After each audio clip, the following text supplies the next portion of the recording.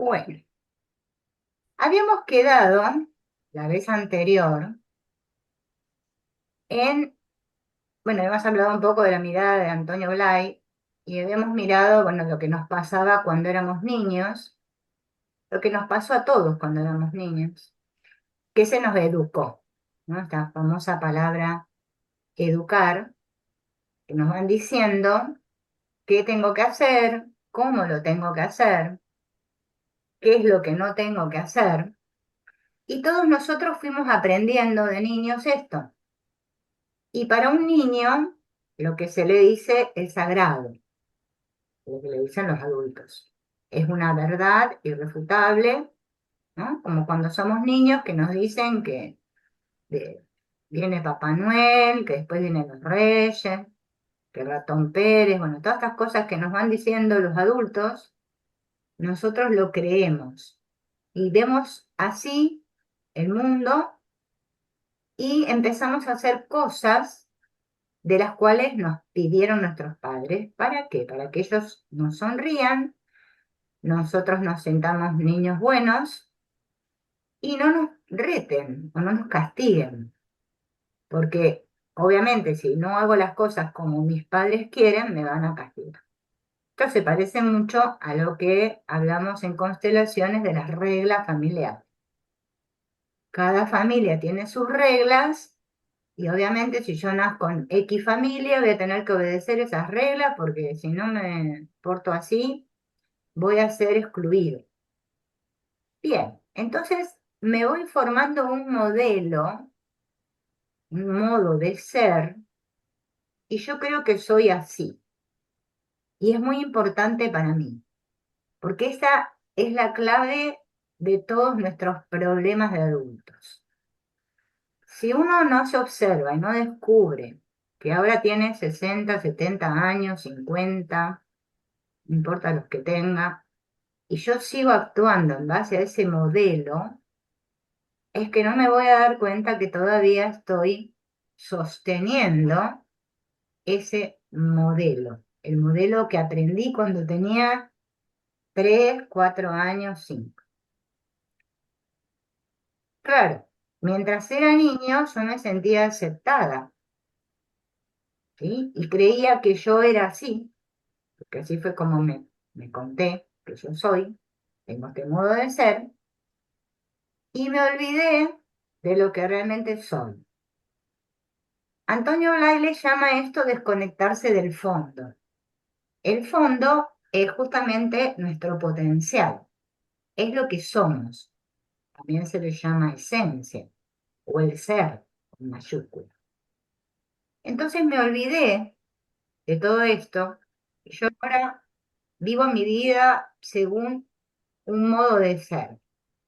Y entonces como me valoran, porque soy así, soy Pedrito el bueno, el que hace las tareas, el que no da trabajo, soy este. Y entonces acepto esta idea de mí, me formo una idea, Antonio Blaya esto lo llama yo idea, y vivo mi vida en función de esto. O soy bueno, o soy malo, o soy listo, o soy tonto, pero el que yo soy, a mí se me olvidó, dejó de existir, ya no tiene valor. ¿Qué es eso del ser? No tengo ni idea. Este foco de inteligencia, amor y felicidad que somos todos y energía, cuando somos niños es central. Todos lo tenemos, todos vivimos desde ahí. Por eso todos los niños son felices. Cuando vamos creciendo, a medida que vamos olvidándonos de este potencial y conectamos con el modo de ser, obviamente que empezamos a vivir a través de lo que se llama la mente concreta. Y yo vivo desde ahí, ¿por qué? Porque eso me permite ser aprobado y aceptado por el exterior, no sentirme rechazada, abandonada, humillada, etc., etc. Pero ese movimiento a mí me ocasionó que yo me desconecte de mi fondo natural. Es decir, me desconecté de la energía, de la vitalidad, de la capacidad combativa de vivir, de jugar, de expresar mis necesidades. Me situé en un sector más exterior de la mente para desconectarme del fondo, de la energía vital. Entonces, ahora yo entiendo que soy este modo de ser, esto concreto. Estoy desconectada porque esto me da seguridad. También me desconecto porque yo creo que así soy aprobada, pero voy perdiendo esta capacidad de amar, de gozar y de ser feliz. La mayoría de las personas, fíjense en que tienen este problema, no disfrutan de la vida, nada les viene bien, no saben qué hacer. Todo esto nos viene y nos surge a todos porque nos hemos desconectado. Por eso es bueno comprender que estamos desconectados para volver a conectar, porque yo no comprendo de qué me desconecté y que estoy desconectada, es un poco difícil que vaya a hacer contacto con mi niño interior, porque mi niño interior tiene justamente que ver con todo esto que perdí. Entonces me desconecto de este fondo mental, desde donde yo de niña tenía la capacidad de ver por mí misma, de actuar en función de lo que veía, me desconecto de la capacidad de evidencia y entonces empiezo a vivir a partir de una fachada, de un modo de ser. ¿Soy realmente del modo que me dicen?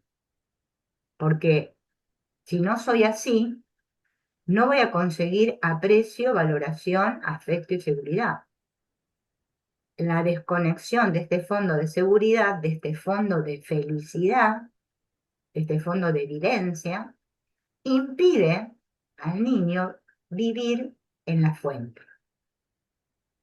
Y entonces proyecta en el exterior.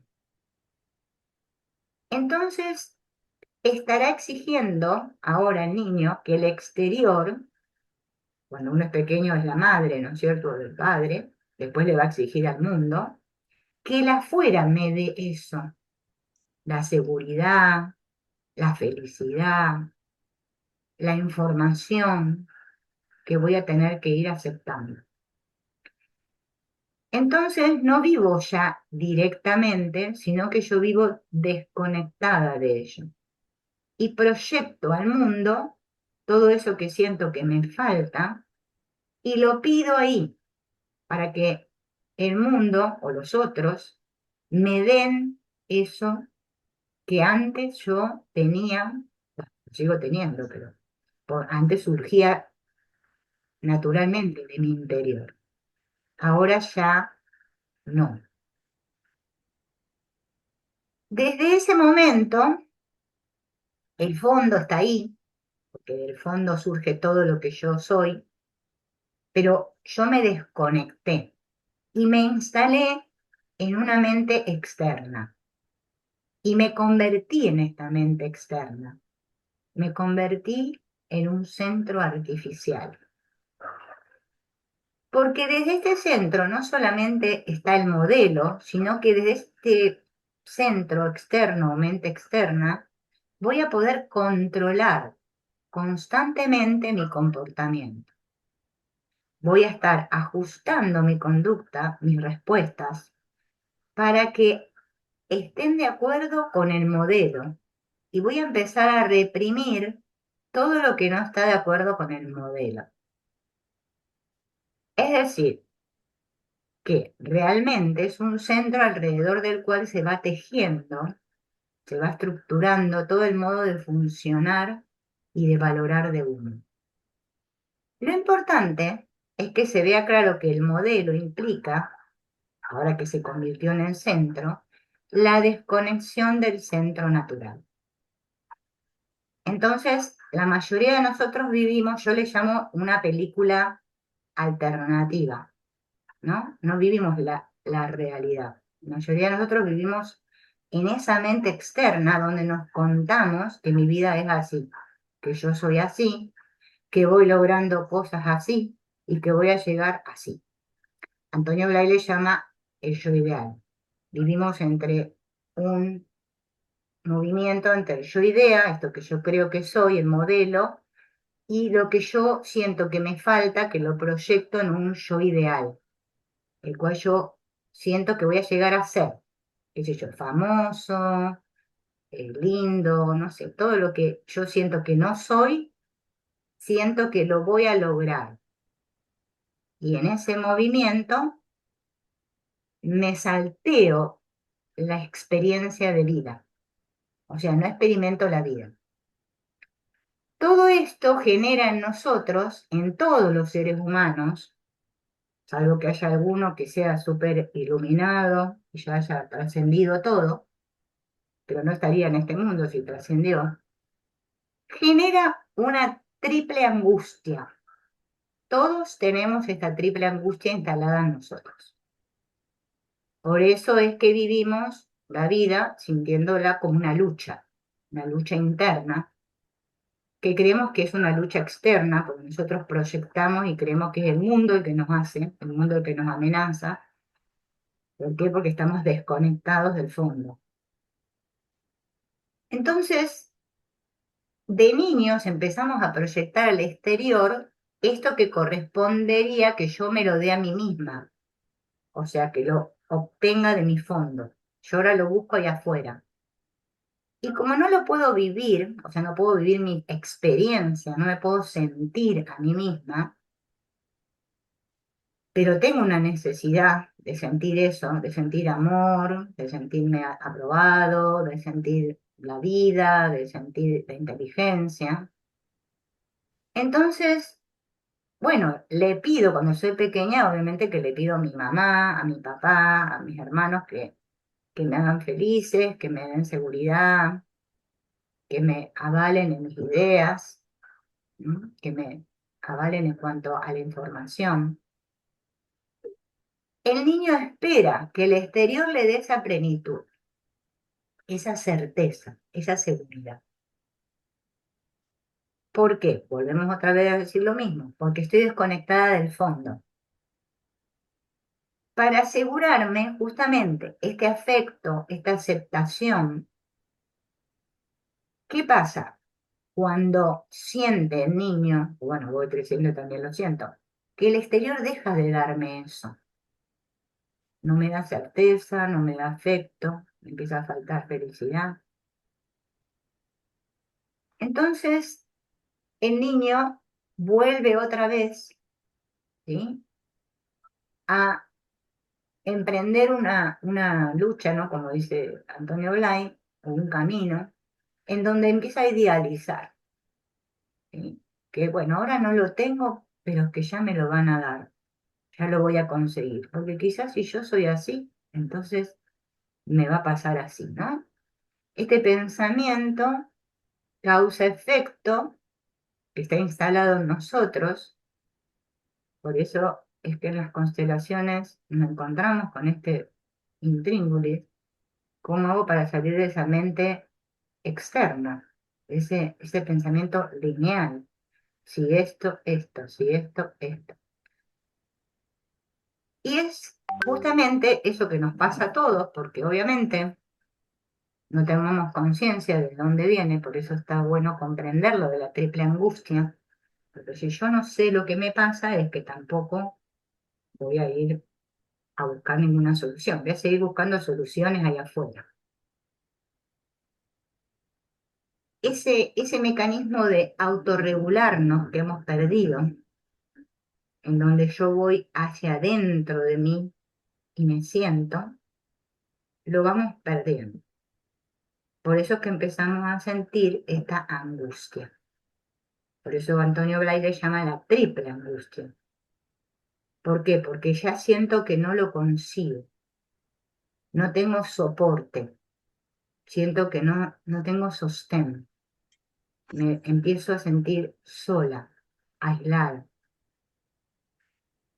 Esta angustia triple, ¿sí? tiene tres aspectos que están relacionados con el potencial que hemos perdido. Por eso hay una angustia mental, el que yo creía que si yo era así, si yo soy buena, me van a querer. Esa tiene que ver con la angustia mental. Yo pienso que si yo soy así, me van a querer. Entonces a veces creo ser buena, pero las cosas no me funcionan bien. Entonces empiezo a sentir una inseguridad en mi aspecto mental. No sé, aquello que me parecía claro, aquella información que tenía, que se había formado, me había formado, empieza a fallar. Y aparece una angustia en este aspecto mental. Eso lo voy a vivir como una angustia de identidad, en donde me pregunto quién soy yo o quién he de ser yo. Y esta es la base de la angustia de identidad. Por eso es tan difícil conocernos a nosotros mismos o trabajar en esto, conocerme a mí mismo. Cuando yo me porto mal, dice Antonio Blay, conecto con mi angustia de identidad, porque ya me voy a sentir mala, no soy buena. Y con tal de no sentir esa angustia, prefiero ser buena y que me aplasten como una cucaracha, no importa lo que tenga que sacrificar, con tal de no sentir esa angustia de identidad. Eso en el aspecto mental, pero en el aspecto afectivo, si el niño siente que no recibe afecto, y todo niño necesita afecto, así como necesita alimentos, empieza a vivir una angustia de abandono, de soledad afectiva. Y esto se produce aunque sea por unos momentos en el que sienta que el exterior me falla. Porque esta necesidad afectiva la tiene permanentemente. Y cuando en un momento determinado el exterior no se la da, esto genera o provoca la aparición de la angustia, esta angustia de abandono. Estoy sola, nadie me quiere. Esta sería el segundo tipo de angustia. Tenemos la angustia de identidad, tenemos la angustia de abandono. Entonces me siento afectivamente frustrado. El otro tipo de angustia tiene que ver con la energía vital. ¿Y qué sucede? Ante esta situación de inseguridad y de abandono, uno se siente incapaz de poder hacer nada y se empieza a sentir impotente. Y acá surge la angustia de impotencia. Siempre se halla presente esta triple angustia. Lo que pasa es que en unos casos se va a manifestar más en un aspecto que en otro. Pero siempre están estos tres aspectos: la angustia de identidad, la angustia afectiva, la angustia de abandono, la angustia de impotencia o de capacidad de hacer para solucionar las cosas. Entonces, volviendo a los tipos de angustia, tenemos la de identidad, la de abandono y la de impotencia. El niño, en unos momentos que siente angustia, va a llorar con un llanto desgarrador. Y muchas veces los adultos no están atentos porque están acostumbrados a que el niño llora por muchas cosas, que no saben distinguir un llanto del otro. Y entonces, no es que el niño llore porque está triste, sino porque está surgiendo este llanto de una desesperación. Y muchas veces, por desgracia, la madre, o los docentes, los que los educan, utilizan esta angustia para forzar una obediencia. No, no, no. Si llorás, no te voy a querer. Si haces esto, no te voy a querer. Bueno, andate. No, si no te portas así, si esto, entonces lo otro, no. Porque para la madre lo que es importante es cómo actúa el niño, no cómo es el niño. ¿Y por qué para la madre eso es lo más importante? Porque la madre también se vive a sí misma de esa forma. ¿Qué quiere la madre? Ser buena madre. Y una buena madre es que el niño coma, que el niño se porte bien, que esté limpito. Y ese modo de ser es muy importante. Y como la madre lo vive así, lo transmite así, lo traslada así y contamina al hijo así. Entonces recibimos ya de pequeños todos los problemas de generación en generación. Porque a nosotros, o para todos los seres humanos, lo más importante es cómo soy, qué hago, ¿no? Por eso las preguntas del yo siempre son, ¿cómo hago? ¿Qué hago? ¿No? ¿Qué hace el niño frente a esta situación de angustia? Bueno, el niño hace lo que puede, lo que está a su alcance, busca una solución, porque para él esto es inaguantable. Una solución que también aquí se puede ver por sectores.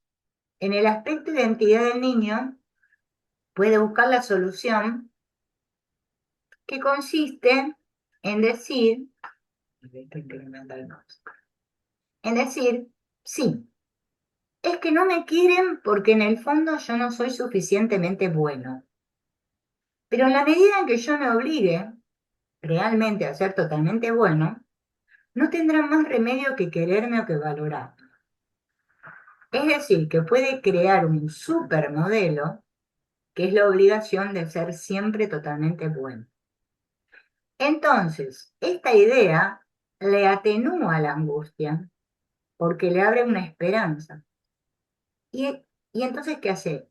Se adhiere a esa consigna y va a ser su modelo para el futuro. Llegar a ser totalmente bueno.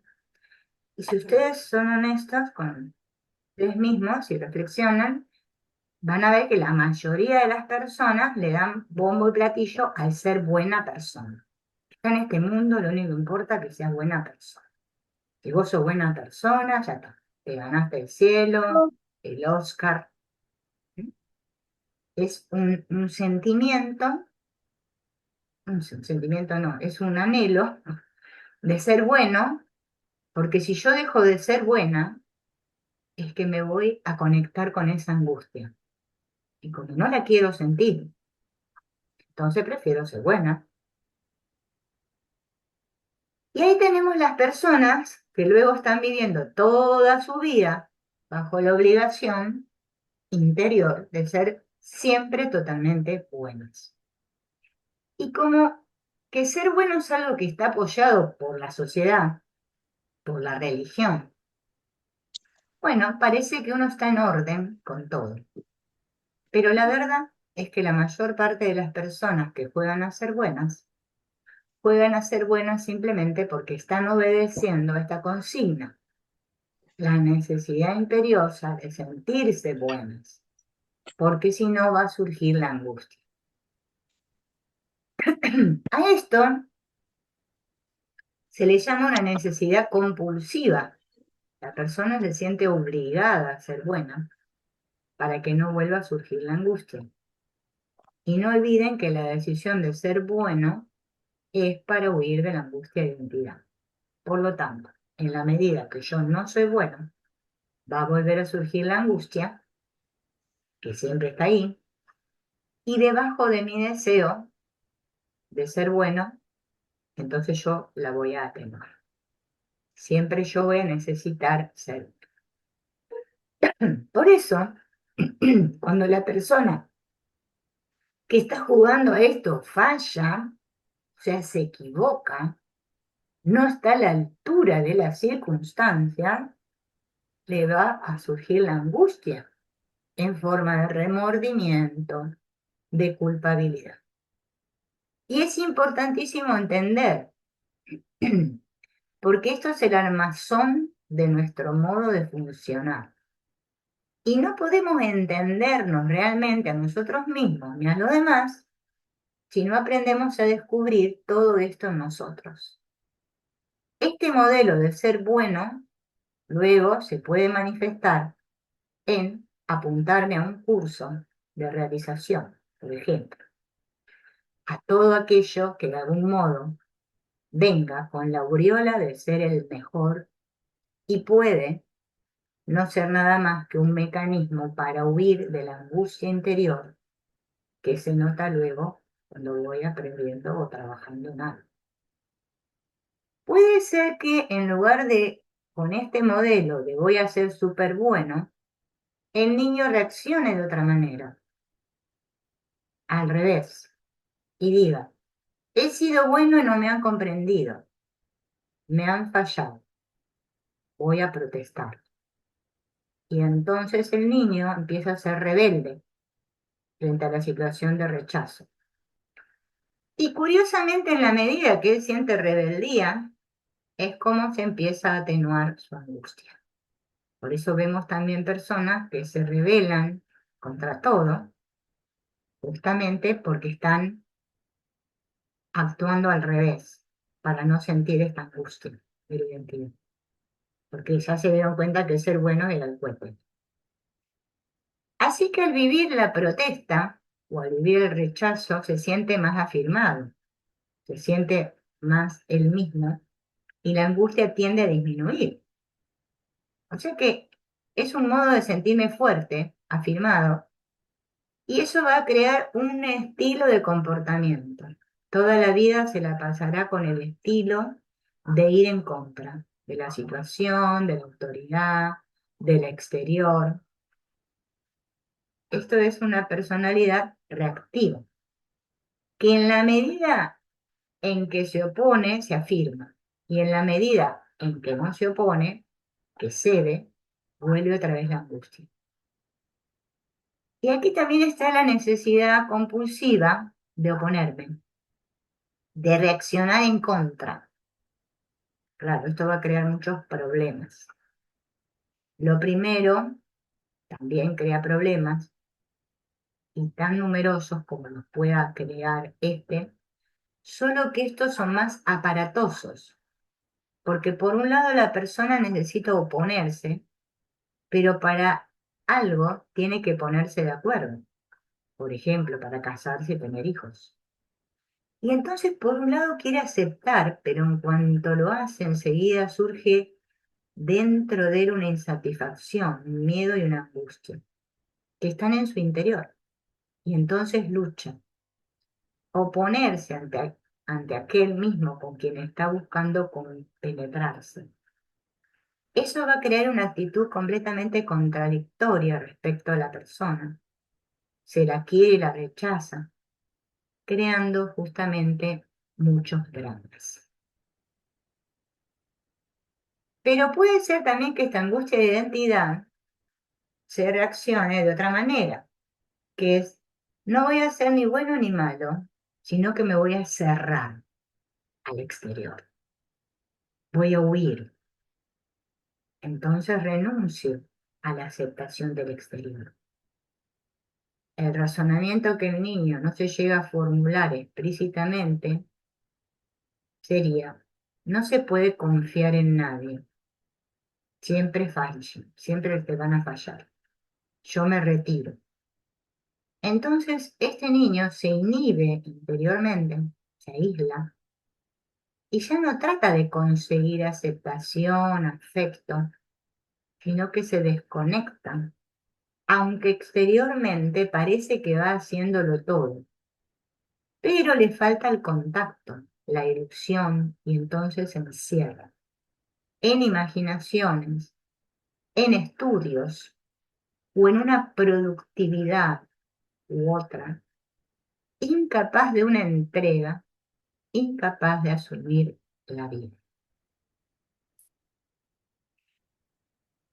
Estos son los tres tipos principales de modelos para huir de la angustia. Esto es para huir de la angustia, lo cual quiere decir que en la medida que no vivo esto, reaparece la angustia que en todo momento ha estado dentro. Y esto es importante entenderlo porque en el trabajo de autodescubrirse es inevitable que va a surgir esta angustia que está dentro. Y si uno no comprende que es natural que esté ahí, al sentir la angustia va a huir y va a dejar de hacer el trabajo. Por eso es que nos cuesta tanto conectar con el adentro, con el sentir. Y este es el gran drama de tantas personas que a través de hoy día, de grupos de encuentro, de Gestalt, de bioenergética, o del tipo que sean, o a través de la religión, del yoga, o de cualquier forma de espiritualidad, llegan a un momento en el trabajo que de repente se encuentran muy mal, un malestar, una angustia, incluso pueden tener problemas de salud. Y dicen, nada, esto no me va bien. Y entonces abandonan. Voy a probar otra cosa, a ver si me siento mejor. Y aquello lo prueban hasta que, si lo hacen con sinceridad, llega un momento que se vuelve a presentar lo mismo. Y dicen, y esto tampoco me va, me perjudica. Y así se pasan la vida yendo de grupo en grupo, de forma en forma, buscando lo que les vaya bien y huyendo de hecho de pasar esa barrera de angustia interior. Y esa barrera es inevitable pasarla, sea cual sea el camino que uno siga, si es realmente un camino, porque está ahí. Y mientras yo siga el modelo de ser buena, el modelo de ir en contra o el modelo de huir, me va a parecer que voy adquiriendo cosas y que voy creciendo. Pero de hecho estoy dejando la angustia entera ahí y no estoy para nada ahondando, descubriendo, acercándome a mi verdadera identidad o autenticidad. Todo eso en cuanto al aspecto de identidad. Ahora el aspecto afectivo, ¿no? La identidad ya dijimos tenía que ver con el potencial de la inteligencia, ¿no? Con lo mental. El afectivo, tiene que ver con el potencial de la felicidad y el amor. Entonces, ¿qué sucede con esta angustia de abandono, de soledad? Ahí es donde muchos se reconocen más, porque ahí es donde más les suele doler a todo el mundo. Y hay varias soluciones también que dependen del modelo que se haya adoptado tras sufrir la angustia de identidad. Y lo que suele ser más habitual es la reacción de decir, yo voy a conseguir, o sea como sea, que me quieran. Y de ahí viene el empezar una auténtica batalla para asegurarme que haya alguien que me quiera. Entonces empiezan a desarrollar artes de seducir a los otros. Y estamos hablando de los 3 o 4 años, pero que luego continúan toda la vida para conseguir que la otra persona me quiera. Aparece la necesidad de tener un oso, una muñeca, algo con lo que ir a todas partes, dormir con el osito. Es el símbolo de lo que me quiere de verdad y no me falla. Así que surge la necesidad, la exigencia de conseguir que alguien me quiera. Entonces, ¿qué hago? Busco amigos, pero amigos que sean muy peculiares, como una especie de amigos juramentados, con quienes hay un compromiso de fidelidad y a quienes uno cuenta cosas que no le contaría a nadie. Son una válvula de seguridad por la cual nos aseguramos un mínimo de comprensión y de afecto. Esto es lo que se va a vivir como simulacro del amor, lo que se va a confundir con el amor. Yo quiero mucho a la gente, quiero mucho, pero realmente, ¿qué es lo que quiero? ¿A la gente o lo que quiero es que me quieran? ¿Quiero las personas por ellas mismas o las quiero en la medida que me quieren?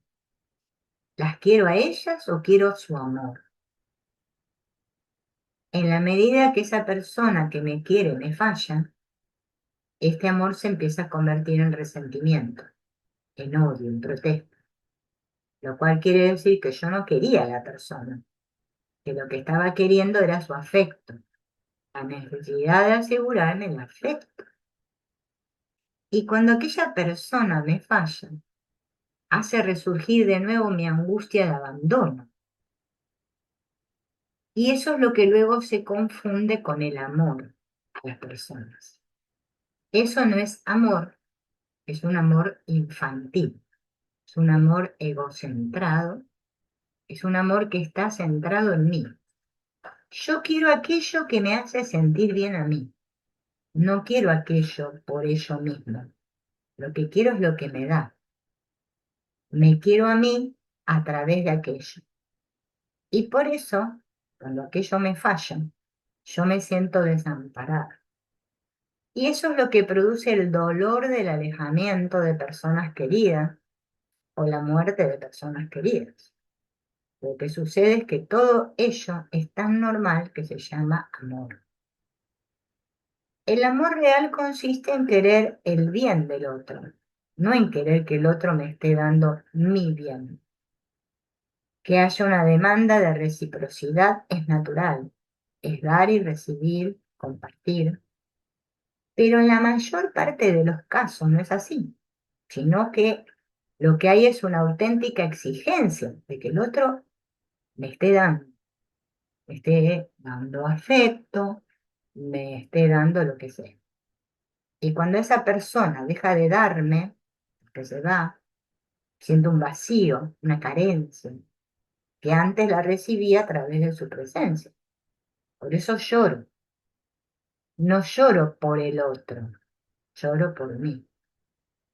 Si realmente me interesara el otro, estaría preocupado por el otro, pero lloro porque me siento vacía sin su presencia. Si me preocupara por la persona, seguiría amándola. Si creyera en una supervivencia, me alegraría pensando que ha ido al cielo, a mejor vida, como se dice. Pero no, es casi una obligación llorar. Es una especie de certificado social. Yo amo a una persona y en la medida en que la amo es la medida en la que lloro cuando la pierdo. Hay todo un tinglado social montado sobre eso. El exigir que el otro me quiera es realmente tal como se suele vivir el amor. Es un amor posesivo. Necesito que aquella persona me quiera. Y esa persona es mía. Su amor me pertenece a mí. Lo exijo yo. Ese sentido de posesión y de exclusividad está cumpliendo la función de taponar mi angustia de abandono. Por ello, si la persona a quien quiero llega a abandonarme, me siento como una criatura desesperada. Y en el aspecto energía, la angustia de impotencia genera en mí la necesidad de afirmarme como una persona fuerte. ¿Y cómo puedo ser fuerte cuando de hecho estoy viviendo como un desgraciado? Bueno, solo hay una manera, imaginativamente. Y empiezo a imaginar, empiezo a juzgar, entonces uso mi mente y mi imaginación como una herramienta para vivirme como una persona fuerte, para huir de mi angustia de sentirme impotente, y sueño con con que un día voy a llegar a ser muy valiosa, muy fuerte, muy poderosa. O sueño con unas venganzas terribles. Bueno, sueño con llegar a ser una persona fuerte. Uso la mente para juzgar al otro y condenarlo, para minimizarlo. ¿Qué se ha creído este otro? Si no vale nada, si es un desgraciado. Y en la medida que en la mente yo estoy negando el valor del otro, me afirmo implícitamente a mí. que me sitúo por encima al juzgarlo y condenarlo. Se emplea el pensar como herramienta de poder. Y de ahí viene la necesidad de estar pensando y juzgando constantemente. Este es el movimiento que hacemos para salir del sentir, de lo afectivo. Para no sentir la angustia de abandono, pienso, critico, juzgo, condeno, me siento mejor que otros. Y si nos observamos un poco, vamos a ver que cuanto peor nos sentamos, más necesidad tenemos de juzgar y condenar a todo lo que se refieren a nuestras circunstancias.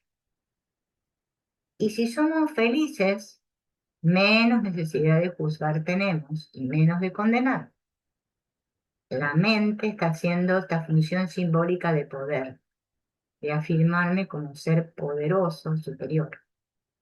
Y esto hace que yo esté manteniendo constantemente una actitud de juicio. Constantemente estoy evaluando a las personas, las juzgo, porque eso mantiene en mí una sensación de ser yo, más coherente, más fuerte, más independiente en relación con los otros. Y por eso vemos la facilidad con que todo el mundo está juzgando a todo el mundo. Y si se escucha un poco objetivamente, da risa y da pena a la vez. Sin conocer realmente al otro, todo el mundo, alegremente, está echando su papeleta, votando a favor o en contra, juzgando o atribuyéndole una u otra cosa.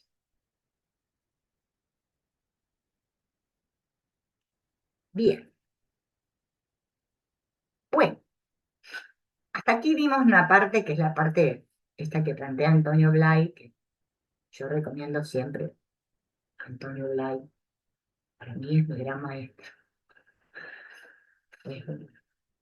Entender a Antonio Blay es simplificar la vida así. Entenderlo, ¿no? Y practicar lo que dice, porque si lo vamos a entender nomás desde la cabeza, ¿no? Esto fíjense en cuando uno hace este trabajo, ¿no? De las constelaciones, dice, uy, que, no, es que no hay que juzgar, no hay que juzgar, dice, no, no hay que juzgar, pero en realidad, no hay que juzgar, no es el camino, no es una cosa que yo me obligue, porque ahí estaría luchando contra mí mismo. Yo siempre digo, la mejor manera es darme cuenta que lo estoy haciendo, ¿no? Es que me tengo que dar cuenta, como dice Stefan Hosmer, cuándo está activado el trauma y cuándo está desactivado. Si yo no me doy cuenta cuándo estoy activada y cuándo estoy tranquila, no puedo enfrentarme a otro porque no estoy consciente de cómo está mi cuerpo y cómo está el del otro. Entonces no puedo comprender cuándo el otro está totalmente activado, ¿sí? O sea, en acción-reacción, y cuándo estoy en el sentir, o sea, tranquila, cuando estoy conmigo misma, centrada en mí. Cuando estoy centrada es que estoy bien, me siento relajada, en paz, fluyo con la vida, asiento a todo es como es. Cuando estoy activada, estoy en esta, ¿no?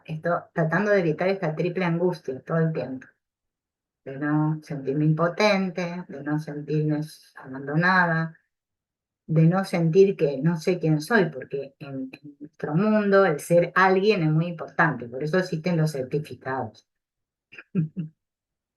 ¿Vieron? Los papeles. Soy esta, soy consteladora. Eso sí tenés, o sea, que estudié tengo aval, como si cuando uno muriera le va a importar a alguien el papel. O sea, no sé. La experiencia es algo que a la gente no le importa tres pepinos. Por eso nadie vive en el presente. Porque para yo vivirme y sentir, tengo que estar presente, tengo que estar consciente, tengo que estar autorregulándome continuamente. escuchando lo que digo. Fíjense que en una constelación, cuando uno abre una entrevista, lo primero que nosotros nos damos cuenta, por lo menos es lo que yo experimento, es que el consultante no se escucha a sí mismo. Te está contando y no se da cuenta ni de lo que te cuenta. No se da cuenta que dice, es que yo soy, no sé, tonta. Es que yo soy tonta. Lo dice y no sabe ni lo que está diciendo. Lo dice porque ya lo tiene como un disco, ¿no? Como esta mente externa. Vienen desde acá. Una constelación te lleva a conectar con el acá. Claro, es que en una constelación se abre la triple angustia. La triple angustia conectas con toda la angustia. Por eso es que nos duele, ¿no? Y esto que decía Antonio Blay, en donde entonces digo, no, este camino no era para mí. Voy a buscar otro camino que sea el adecuado para mí. El Reiki no es, no, el tarot tampoco. El curso de milagros, no. Esto no, son las constelaciones, no, es esto, no es el... Y en ningún punto nos damos cuenta que todo es lo mismo, porque todo es un camino de autodescubrimiento. Por donde vaya no importa, si lo que importa es que llegue al mismo, igual, lo único que hay, donde voy a darme cuenta quién soy. Pero hacer ese camino me lleva aparentemente no mucho tiempo, porque es que sucede, ustedes lo deben vivir. Cuando llego a conectar con mi dolor, ¡rum! Reculo para atrás. Ay, no, esto no es. Se vuelvo otra vez, ¿no? Otra vez al ruedo. Y digo, ay, ¿cuántas formaciones más tendré que hacer y cursos para llegar a ser buena? O para que me quieran, o para ser exitoso, o para que pase esto. Y seguimos buscando, ¿no? Nos transformamos en eternos buscadores. Por eso ahora vamos a ver otra mirada, que es lo mismo, pero con otra mirada, ¿no? Que es la mirada eh, de este otro autor, que yo se lo pasé el libro, más que esto que vamos a ver hoy es un resumen, no de todo el libro, porque es muy extenso, de la codependencia y la libertad, en donde el autor va planteando justamente este miedo a enfrentarme con el miedo, porque es que siento el miedo y hago el movimiento o de huida o de encerrarme, bueno, de negar también. Hago diferentes movimientos para no sentir el miedo. Es nuestro mayor enemigo el miedo, ¿no? Pero el miedo justamente es el asunto esencial, es el asunto más esencial con el que todos tenemos que trabajar en nuestra vida. A veces nosotros hacemos bueno, a veces no, la mayor parte del tiempo, hacemos las cosas al revés. Hacemos esto que Antonio Blay dice, buscamos ahí afuera todo ese potencial que está aquí dentro. O sea, estamos desconectados, pero comprender que estoy desconectada a un nivel profundo, bueno, requiere que tenga que ponerme cara a cara con este miedo que siento continuamente cada día de nuestra vida. Porque cuando no se me activa el miedo a estar sola, a quedarme sola, se me activa el miedo a, no sé, caer en desgracia, enfermarme, morirme, que mi pareja me meta los cuernos con alguien, que le pase algo a mis hijos, que no sé qué, que no sé cuándo. Todo el tiempo está activado esto. Y nosotros no lo queremos mirar a este miedo. Lo negamos, lo relegamos, lo ignoramos. Y más lo rechacemos, más poderoso se vuelve el miedo. Inclusive llega a paralizarnos. Por eso hoy en día, fíjense que vivimos tantas fobias, tantas situaciones, ¿no? En donde las personas, es como que el miedo se transforma en algo muy poderoso. Y aunque intentamos de miles de formas cubrirlo, ¿no? Compensando, ¿sí? Con adicciones, con, bueno, entretenimiento, con lo que sea.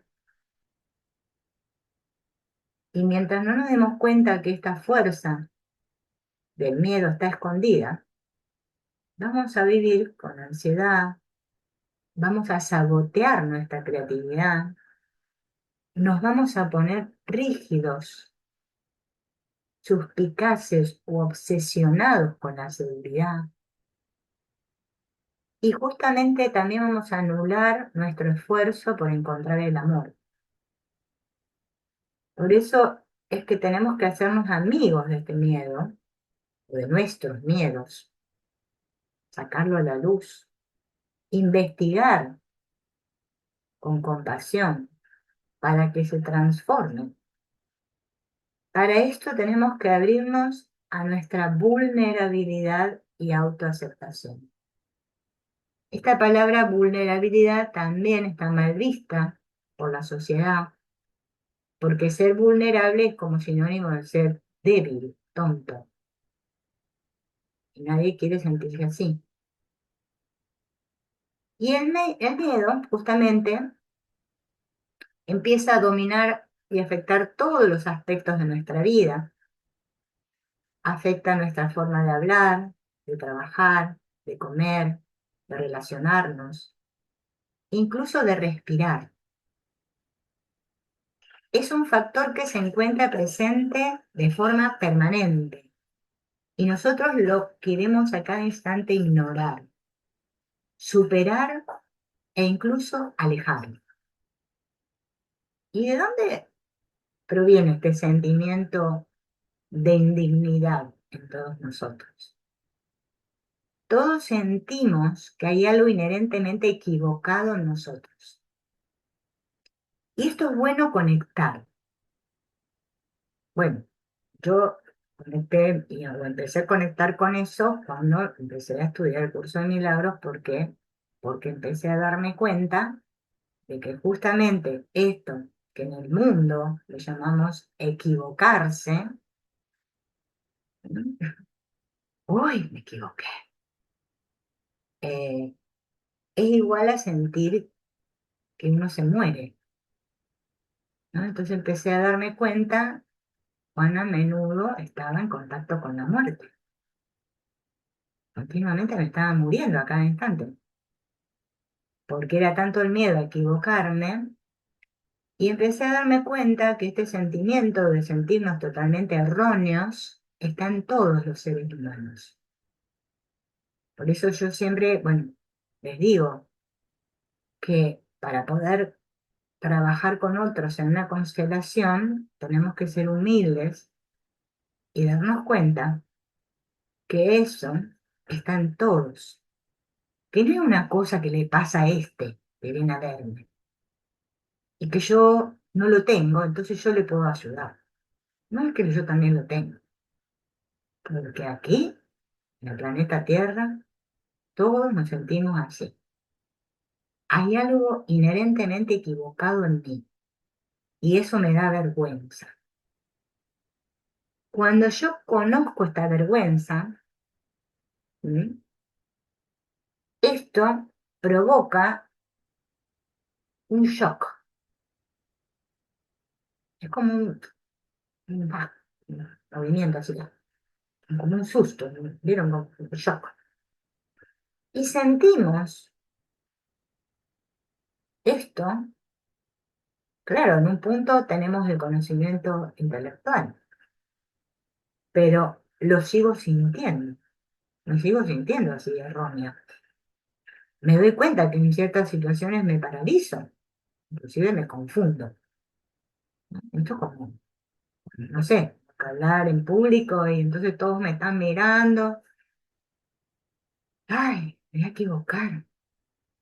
Y si me equivoco, me van a juzgar. En este libro hay un gráfico, que es este que puse acá, en el cual está simbolizado lo que nos pasa, o sea, cómo vivimos. Nosotros, en realidad, nuestra esencia, como vimos recién, que explicaba Antonio Blay, somos este núcleo de meditación, somos el ser, es nuestra esencia, que nos fuimos desconectando y entonces, al sentirnos vulnerables y para no sentir esta angustia, empezamos a crear una capa de protección a nuestro alrededor. Esa capa de protección a mí me hace creer que yo estoy defendida, que no me va a pasar nada, pero perdí el contacto con mi vulnerabilidad. Y eso es lo que nos ha pasado a todos. Entonces yo vivo en la capa de protección, y ahí me siento segura, me siento sin peligro, pero es algo vacío. Es como algo va mal en mi vida, pero no sé qué es. Claro, es esa capa de protección, ¿no? Porque sostener, esto es como el famoso libro del caballero de la armadura oxidada. Vivimos con la armadura, pero en un momento se va a oxidar. Y empezar un trabajo, ya sea este, de sanar nuestro niño interior, bueno, de crecer, de sanar, crecer, aprender, ¿no? Como dice Stefan Hosmer, o desplegar en la vida, como dice Eugenio Caruti, florecer, bueno, como le queramos llamar, implica que yo tenga que conectar con mi vulnerabilidad, tenga que entrar en esa capa. Y cuando entro en esa capa, empiezan a saltarme recuerdos de mi infancia, justamente cuando no se respetó mi vulnerabilidad, cuando me sentí traicionada, humillada, abandonada. Entonces tengo miedo de ir ahí, porque es que me van a venir todos estos recuerdos. Una parte nuestra va a hacer lo imposible por evitar sentir ese dolor, porque yo prefiero permanecer en el reino de lo seguro y lo conocido. Y otra parte sabe que para completar este viaje de vuelta al núcleo del ser, voy a tener que pasar por esa capa, porque como dice Antonio Blay, y como dicen otros autores, es que estamos destinados a despertar. Nuestro destino es desplegar. Estamos para eso. Como la semilla. Semilla está destinada a ser planta. Planta de lo que sea según la semilla, ¿no? Nosotros también. Es nuestra misión. A veces la gente, vieron que el asunto de las misiones que tenemos, que venimos con. Bueno, todos creemos que somos especiales acá. Yo vine para esto. Imagínense el que se cree que vino a salvar el mundo, ¿no? Esto. No, es un sentir que yo vine a desplegar mi potencial, a dejar de creer lo que me dicen los otros, a pensar por mí misma, a sentir por mí misma, porque todo está dentro mío. En realidad, en el fondo y afuera, no hay nada. Pero bueno, yo creo que hay cosas, ¿no? Y esas cosas me hacen feliz, pero están adentro. Por eso yo tengo que volver adentro. Hay una energía misteriosa que me empuja hacia el centro. O como dice Hellinger, una fuerza de vida que me atraviesa y que me empuja hacia la vida, que está adelante, no atrás. Me empuja para adelante. Es una voz interna, podemos decir, un maestro interno que todos tenemos, una sabiduría interna. Entonces, Con esa fuerza, yo puedo tener valor para enfrentar este dolor y este miedo, pero para eso voy a tener que conectar con mi vulnerabilidad. Lo que pasa es que nosotros nos movemos entre estas dos fuerzas opuestas. Hay una que me mantiene inconsciente, pero estoy segura. Y la otra me empuja hacia lo desconocido, hacia la verdad, una verdad más profunda. Pero ¿qué sucede con esta capa de protección?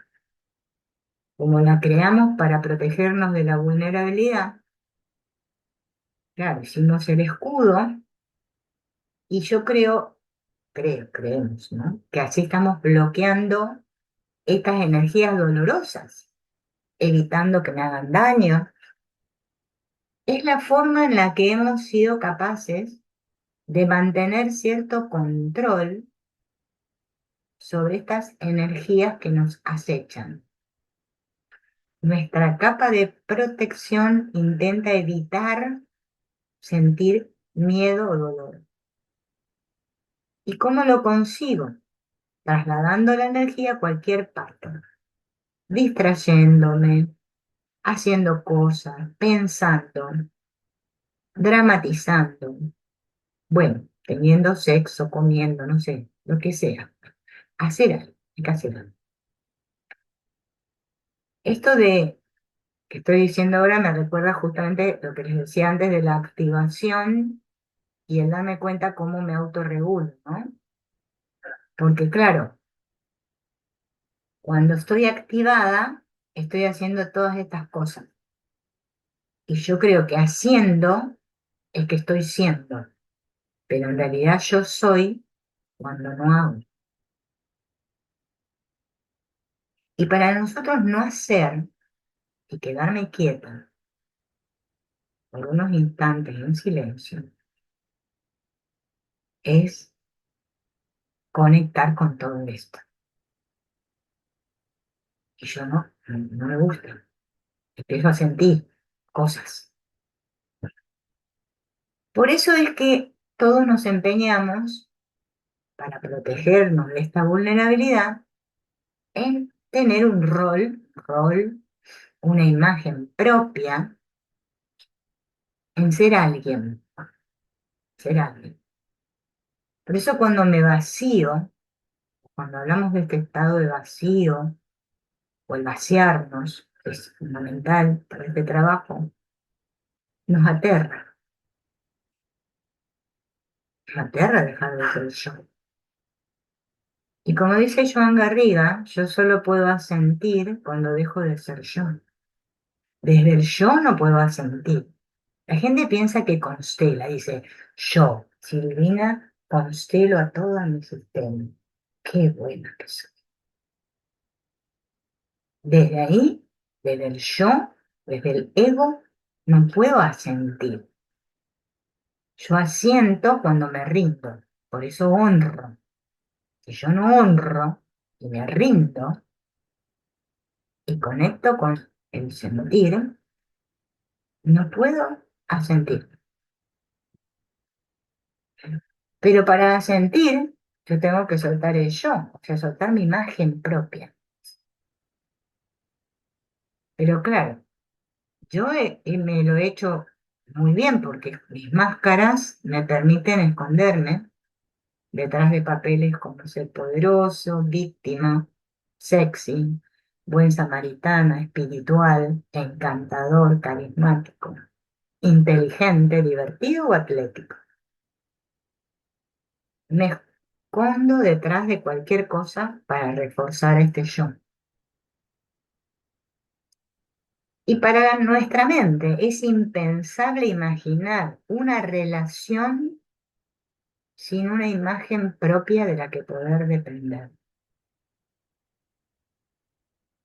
Porque si yo hago este gesto, ¿no? Como hacemos cuando estamos en una constelación, que decimos, ahora te veo, es que lo que yo estoy haciendo es que se caiga todas esas imágenes que yo construí acerca del otro y todas las imágenes que yo construí acerca de mí misma.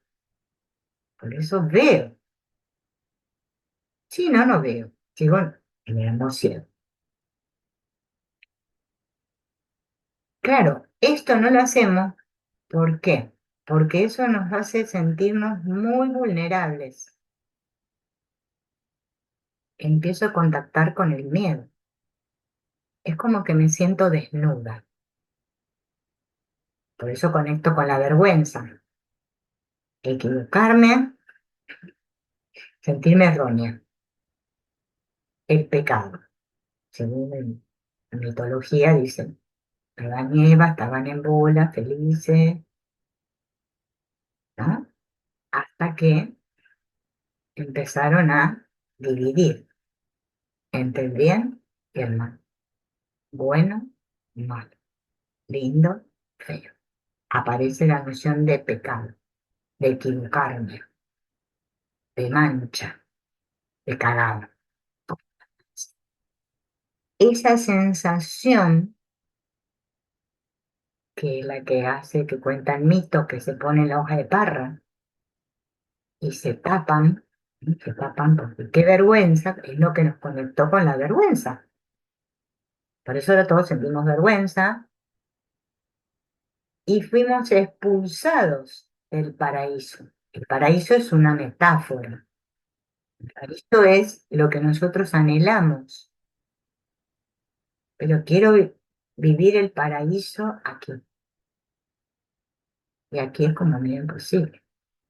El paraíso lo puedo vivir dentro mío, conectar con el paraíso, porque vaya afuera el paraíso no está. Entonces esta sensación de que me expulsan, me excluyen, tiene que ver con, ojo, hay reglas, hay que ser así. Bien, entonces en esa capa de protección tenemos de todo, en este personaje que nos hemos hecho, aspectos negativos, positivos. ¿Mm? ¿Por qué? Porque cuando éramos niños, todos nos sentimos atacados en nuestra vulnerabilidad. Tuvimos que hacer esta capa para sobrevivir, sobrevivir. Entonces, nos llegamos a sentir tan identificados y apegados a esta protección que ahora vivimos así. Por eso Thomas Hübel, cuando habla del trauma en su libro Sintonizar, ¿no? Sintonía, no me acuerdo si sintonía, pero algo así se llama sintonía, eh, justamente habla de esto, de que llegamos a un mundo que ya está traumatizado, con padres traumatizados, y bueno, los traumatizamos y sobrevivimos. Y no es que nosotros podemos entrar o salir de ahí de forma voluntaria, porque todo esto, ¿no? Como dice Stefan Hosner, los filtros y capas que hemos puesto, para nosotros es una costumbre y es inconsciente. Mantenemos fuera, fuera todo esto justamente eh, porque creemos que estamos allí sobreviviendo, pero de esa forma nos estamos aislando, o como dice Eugenio Caruti, perdemos energía o malgastamos nuestra energía. Claro, el escudo protector mantiene la energía encerrada adentro, o al menos eso es lo que nosotros creemos, pero al precio de desconectarme de mis sentimientos y obstaculizar el libre flujo de esta energía vital y creativa. Por eso los conflictos que tenemos con otros se producen cuando las capas de protección chocan entre sí. A menudo nos rechazan porque nuestro acercamiento a la otra persona se produce desde el estado de protección desde el lugar de vulnerabilidad. No sé si escucharon a Stefan Hosmer en un video que tiene, que está en YouTube, que habla de que nuestras relaciones no son sanas, no sabemos relacionarnos con los otros porque no nos relacionamos, nos da miedo ser vulnerables. Todos nos relacionamos desde esta capa de protección. Pensamos que estamos abiertos y dispuestos, pero en realidad estamos situados en nuestra protección, esperando que el otro se abra antes que nosotros. Y luego nos indignamos cuando en retribución no tenemos lo que queremos. Es en este movimiento. Por eso, hoy estaba escuchando a Stefan Hostan que decía que Hellinger, ¿no? Cuando uno habla de abrir el corazón a todo lo que sucedió, porque me parece que fue un eslogan, una cosa que no sé, que vamos a agarrar un cuchillo y vamos a abrir así el corazón, no. Que Hellinger lo decía cuando sentaba el consultante al lado suyo y decía, lo primero que yo hago es abrir el corazón a su padre, a su sistema, luego al consultante, y abrir mi corazón para que pueda entrar todo eso dentro mío, poder sentir. Pero si yo espero que sea el otro que lo abre y yo no, es que no, no puedo sintonizar con el otro.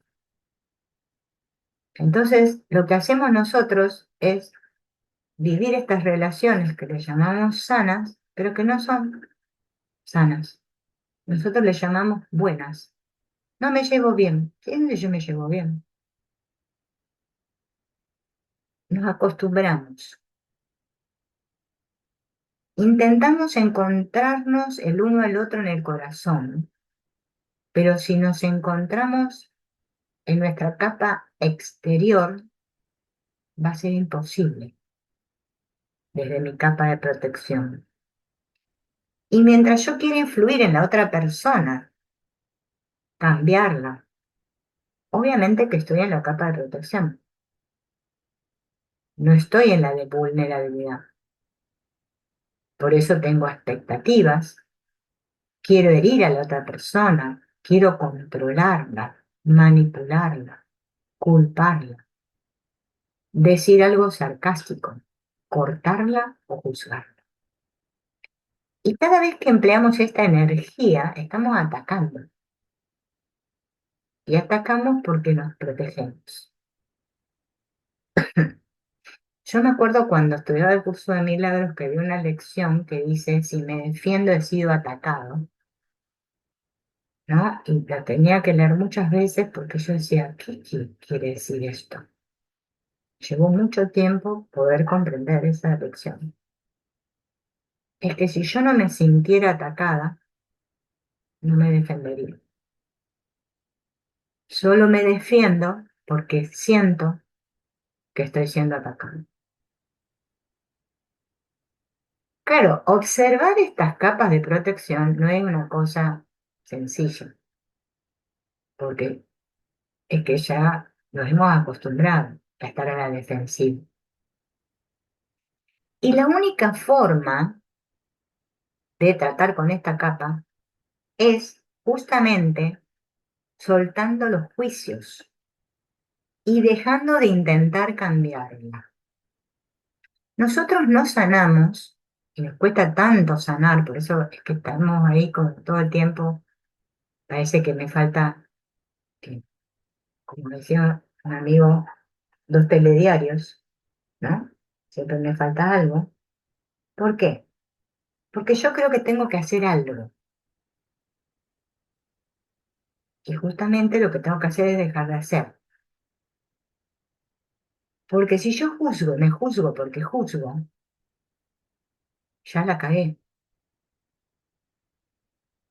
ya caí en la culpa. Tu culpa no debería haber juzgado. Nosotros en la formación tenemos un coordinador que se llama Matías Alegría, se llama Alegría de apellido, tal cual. Y el Matías dice, tenemos un problema, tenemos el tengo queísmo incorporado. Tengo que. Ah, o no tengo que, no tengo que. Es continuo. Entonces, si yo intento cambiarme, mejorarme, y mediante esto ya me estoy juzgando, no voy para ningún lado. Vuelvo a caer otra vez en la misma trampa. Yo lo que tengo que hacer es hacerme consciente y darme cuenta de cómo y por qué formé esta capa de protección. Y más que por qué y cómo, yo diría para qué. Pero eso ya sería un trabajo más profundo. Al menos al principio empezaremos por el cómo y el por qué. Porque mientras yo juzgue esta protección y quiera cambiarla, no voy a poder tener una conciencia compasiva de mí. Y esta capa solo se va a disolver a través de una comprensión profunda.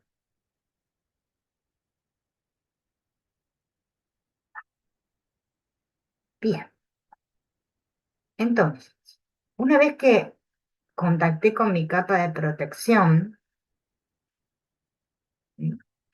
la veo, la reconozco, dejo de negarla, dejo de juzgarme, diciéndome, tendría que ser mejor o no debería ser así, sino la observo,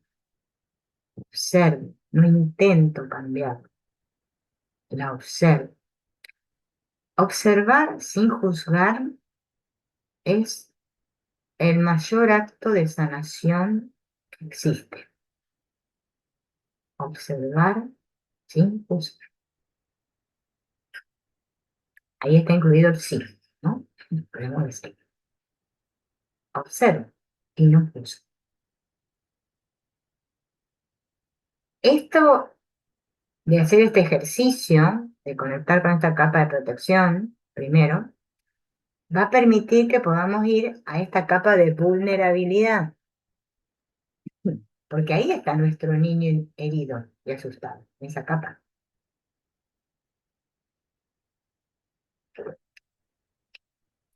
En estado puro, nuestra energía consiste simplemente en energía libre que fluye, en sentimientos. Es un estado no reprimido, espontáneo, que puede responder al mundo. Hay alegría, sexo, ira, tristeza, creatividad, silencio, yendo y viniendo. Por eso puse esta imagen del mar. ¿Mm? Según los cambios de los acontecimientos, las circunstancias. Si a nosotros nos hubieran apoyado y animado a descubrir y expresar esas energías naturales y todas las fuerzas recibidas hubieran sido de amor, atención y comprensión, es posible que nos hubiéramos mantenido en este estado puro y confiado. Cuando la vulnerabilidad está mezclada con la confianza, se experimenta como algo suave y receptivo, expansivo, maravilloso. Pero si no hay confianza, la vulnerabilidad produce miedo. Ahora nosotros sentimos la vulnerabilidad con miedo, porque nuestra confianza fue muy dañada, fue traicionada, no solo en el seno de nuestra familia, sino también en el mundo, o sea, en la sociedad, en la religión. Todos han intentado recluir al hombre en la conformidad, reprimiendo nuestra locura, nuestra sexualidad y nuestra autenticidad. ¿Qué ha usado la sociedad para hacer esto? El miedo, la culpa. Mediante el miedo y la culpa han reprimido estas energías vitales. Y se nos infundió este miedo con la amenaza de que nos iban a retirar la nutrición, el amor, o que íbamos a ser salvos. Y así en este estado infantil inocente y receptivo, sucumbimos, renunciando a nuestra viveza y locura espontánea a cambio de amor y aprobación. Entonces, todos nosotros tenemos esta capa de vulnerabilidad cubierta por esta capa de vergüenza y shock. Y debajo de esta vergüenza y shock, que también podemos llamarle trauma, hay profundos sentimientos de traición, dolor, ira, desesperación. El dolor y la ira por ser abusados, descuidados, no aceptados, no apreciados, malentendidos, presionados para cumplir y conformarnos, teniendo que reprimir nuestra sexualidad y nuestra vitalidad. Y guardamos toda esa ira y ese dolor en esta capa media, la de vulnerabilidad. En una situación ideal, viviendo en un mundo libre de violencia, represión e insensibilidad, nos podríamos haber mantenido en un estado puro. Pero eso no ocurrió porque ninguno de nosotros fue criado por padres iluminados, ni siquiera en un mundo iluminado. Entonces, las heridas y el shock, obviamente, que llegaron, enterramos nuestros sentimientos, enterramos nuestra viveza, y ahora están todos cubiertos por culpa, miedo y falta de vida. La mayoría de nosotros hemos recibido, de niños, ¿no?, el mensaje de que no estaba bien ser como éramos. Este mensaje nos llegó de muchas formas. Nos llegó en la forma de no ser vistos o comprendidos, o al exigirnos que fuéramos o nos comportásemos de una manera que no era auténtica.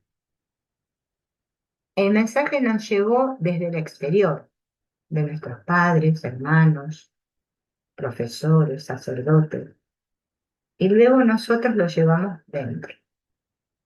Y este mensaje fue el que nos invalidó, nos hizo perder contacto con nuestra energía, nuestros sentimientos, nuestra auténtica individualidad, y así crecimos creyendo que había algo que estaba mal en nosotros. Llevamos este malentendido a nuestra capa media, o sea, la de vulnerabilidad, como una profunda herida de indignidad. También llevamos otra herida dentro que está estrechamente relacionada con la primera.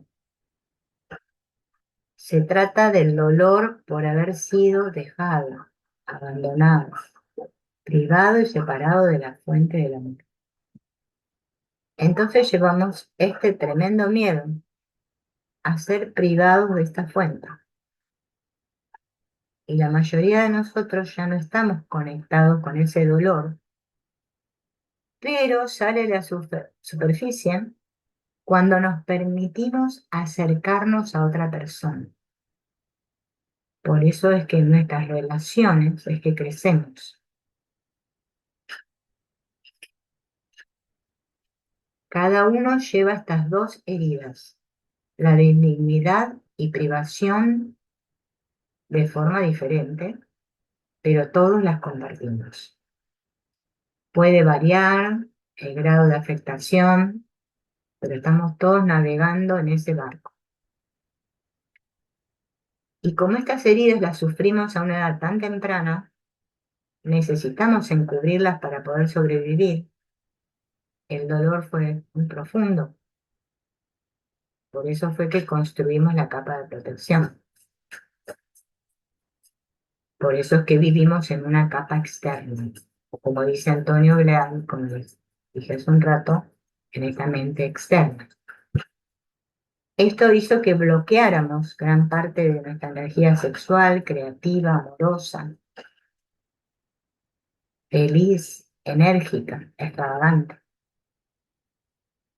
Al investigar, validamos y sanamos la vergüenza y el shock de este niño herido, recuperando todas estas energías vitales y a medida que nos libramos del peso de la culpa y del miedo, el rechazo y la desaprobación, vamos a poder ir arriesgándonos más a afirmar estas energías vitales. Empezamos a redescubrir y a vivir cada vez más nuestra verdad. Experimentar el miedo y el dolor que llevamos en nuestro niño interior nos va a permitir salir del control para entrar en el corazón, abriendo un espacio de compasión y entrega. Esto nos prepara el camino para poder entrar en el núcleo, suaviza nuestras aristas, nuestra energía. Cuando podemos sobreponernos al miedo de entregarnos y enfrentar el dolor de nuestro niño, podemos entrar más profundamente en nuestro interior. Experimentar el miedo y el dolor de nuestro niño herido abre un amplio espacio exterior en el que hay una comprensión y una aceptación de que el miedo y el dolor son simplemente parte de la vida. Cuando en lugar de luchar, aprendemos a aceptar el miedo y el dolor, la incomodidad, la decepción e incluso la tragedia, abrimos una puerta a nuestro núcleo interior de meditación. Explorar nuestra capa media nos conecta con un profundo anhelo espiritual que nunca podrá ser reemplazado por otro. Experimentamos el dolor psicológicamente como el padecimiento de haber sido abandonados en la niñez. Pero eso nos permite llegar a ese anhelo profundo de nuestra alma. Y ese anhelo se sana a través de la meditación al reconectar nuestra unidad con la existencia. El núcleo de meditación y el ser es un espacio interno, un espacio de naturalidad, silencio interior, aceptación de la vida y compasión desbordante donde existe la sensación de entrega, confianza y no hacer. Aquellos que han conseguido llegar a este espacio lo describen como una sensación atemporal, donde se ha detenido la mente, normalmente parlanchina. Te despojas de tu identificación con una personalidad determinada, te despojas de la preocupación, de la planificación, las inseguridades, las dudas, y simplemente vives cada momento apreciándolo íntegramente. La vida progresa y fluye de forma perfecta sin que ellos tengan que hacer nada. Simplemente son y observan. De niños existimos en este espacio de forma inconsciente, sin identidad, nombre o dirección. Simplemente somos. Es un estado de inocencia prístina y de confianza. Cuando salimos de la infancia, vamos perdiendo esta conexión con ese estado y nos vamos identificando con la personalidad que adoptamos. El viaje de regreso hacia este núcleo es el viaje de retorno a un estado, no con la inconsciencia de un niño, sino con el conocimiento consciente de un adulto maduro y con experiencia. Podemos tener momentos en los que volvemos a experimentar esta sensación de unidad y atemporalidad, tal vez durante la práctica de la meditación, al hacer el amor, al bailar, en momentos de creatividad o durante un periodo de profunda tristeza y aflicción. Son breves destellos y luego nuestra mente vuelve a lo mismo, a todas nuestras identificaciones, apegos y miedos. Pero esos momentos pueden darnos el valor y el estímulo para continuar nuestro viaje. Podemos cultivar este núcleo de meditación practicándolo diariamente, dándole espacio al cuidado de esta semilla, al crear periodos de silencio e introspección.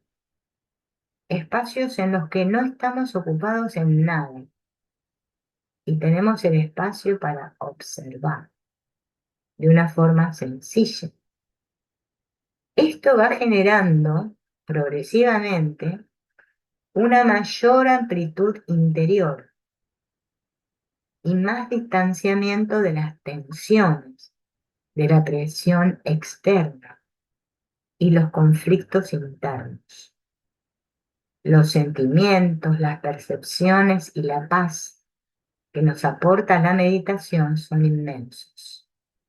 Buda decía que el único refugio era la meditación. Y cuanto más profunda es la meditación, más puede abrirse nuestra vulnerabilidad y mejor podemos observar desde qué capa nos estamos moviendo. La meditación nos guía en el proceso de llegar a intimar más con nuestro mundo interior. Las capas externas y media tienen su correspondiente localización energética en el cuerpo. Cuando nos encontramos en la capa de protección, nuestra energía vibra desde el plexo solar o la cabeza. Cuando nuestra vulnerabilidad es amenazada, podemos sentir físicamente una contracción del plexo solar o al movernos para protegernos o cortar el miedo o el dolor, llevamos la energía a la cabeza. La tensión crónica que a veces sentimos en los hombros, cuello, cabeza y plexo solar es el resultado de toda una vida aprendiendo inconscientemente a protegernos. Y acá, antes de seguir a la siguiente página, quiero aclarar que meditación no quiere decir que me pongo música y hago om e imagino peces de colores. Porque vieron que la gente, otra vez yo estaba mirando un taller de constelaciones y la señora decía, estaba haciendo de consultante, decía, a la consteladora le preguntaba, ¿no?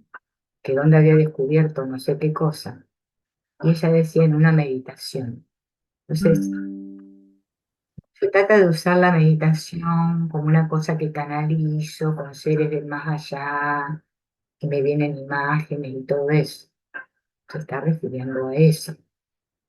Está refiriendo a sentir nuestro cuerpo y hacer este mecanismo que les dije recién, de darme cuenta si estoy activada o relajada. ¿Qué partes de mi cuerpo están relajadas y qué partes están tensas? Eso es meditar, ¿no? Salir de mi cabeza, dejar de pensar. Eso es meditar. Yo tenía un amigo que decía, meditar es no meditar. Era un sabio. Pero nosotros le llamamos meditar a estarme quietecita en el almohadón 3 horas imaginando cosas. Y no es eso. Lo aclaro porque creo que uno, si no, se va para otro lado. Dice, ahora me tengo que poner a meditar para sanar, de estar 3 horas imaginando que la vida es bonita. No se trata de eso. Yo tengo que conectar con esta vulnerabilidad para poder dirigir mi atención a mi pecho o a mi vientre, porque ahí está mi niño interior asustado y herido. Por eso cuando Antonio Blay decía, bueno, a la noche, cuando te vas a dormir, te acostás, cerrás los ojos y antes de quedarte dormida, respira y lleva tu respiración a tu abdomen y exhala. Ahí está todas las emociones. Respirar tiene que ver con conectar, con el sentir. Cuando yo respiro conscientemente, siento.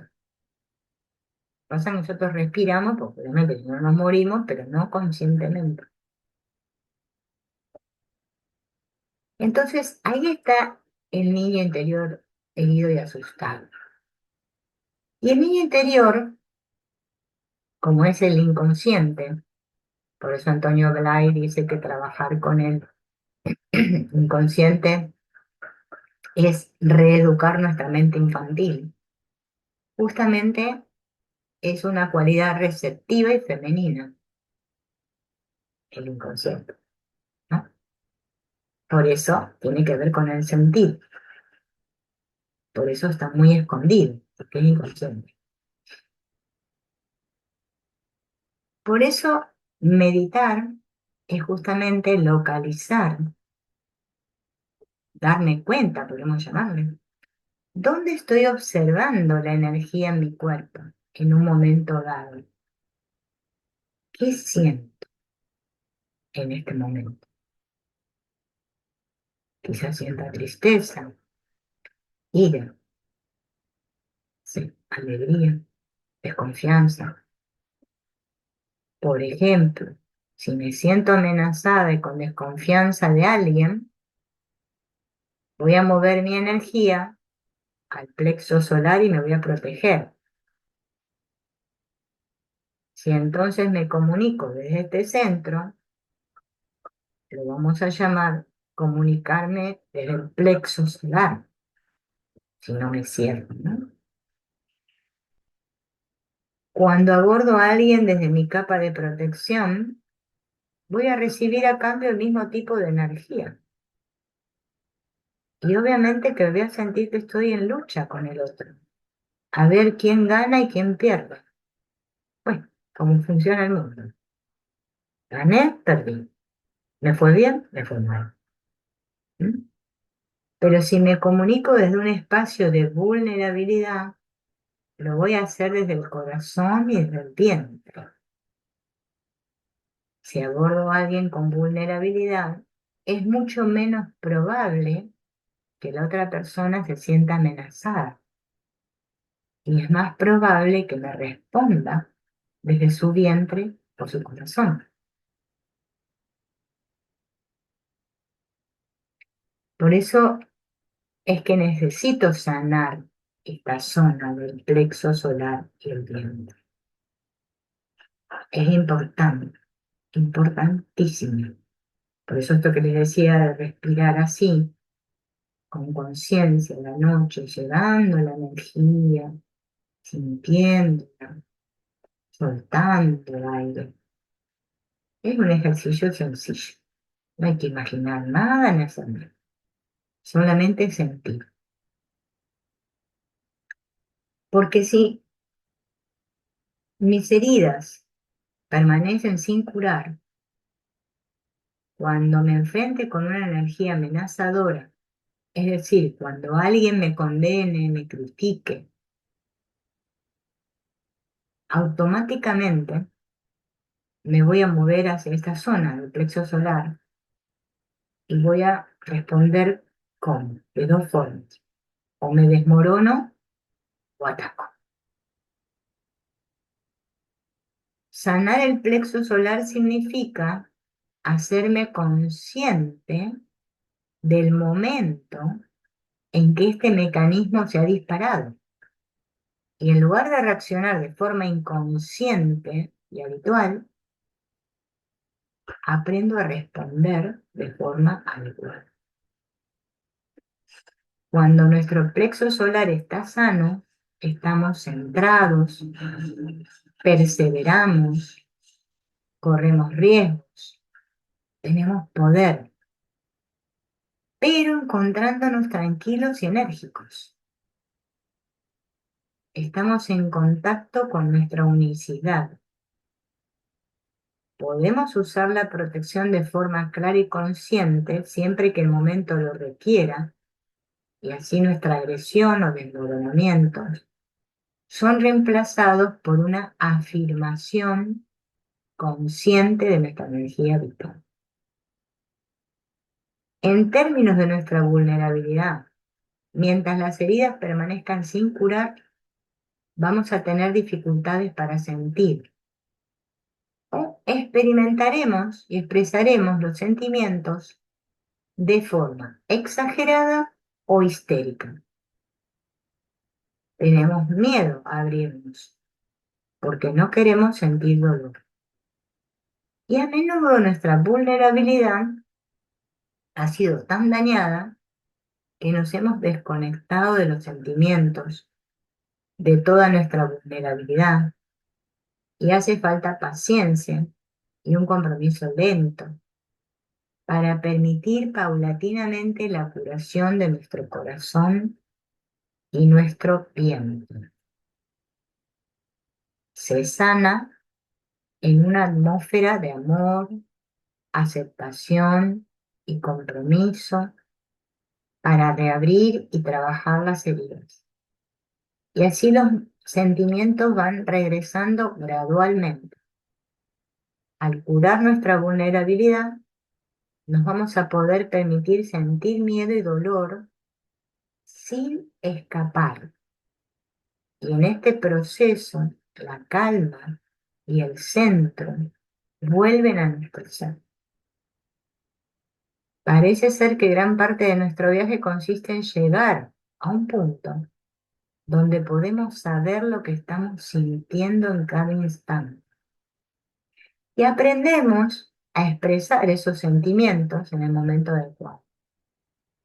Este viaje es un proceso para salir de un estado de protección inconsciente y restablecer contacto con nuestros sentimientos e integridad.